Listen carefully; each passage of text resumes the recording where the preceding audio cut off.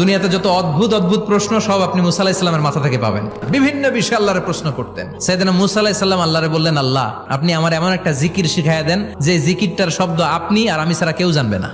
দিনে রাতে সব সময় এই জিকির আমি করব, আপনারে ডাকবো, কিন্তু শর্ত হলো এই জিকিরটা জানবে শুধু আপনি আর জানবো শুধু আমি। আল্লাহ বললেন, মুসা পড়ো লা ইলাহা ইল্লাল্লাহ।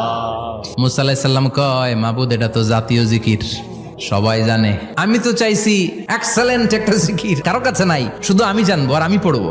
আল্লাহ বললেন, মুসা এই লা ইলাহাকে যদি এক পাল্লায় রেখে দাও, তাম বিশ্ব, 7 আকাশ 7 জমিনটারে তুলে যদি তুমি আরেক পাল্লায় রেখে দাও, লা রাজাহাত কাফাতু লা ইলাহা ইল্লাল্লাহ, মুহূর্তের মধ্যে লা ইলাহার পাল্লা ভারী হয়ে যাবে।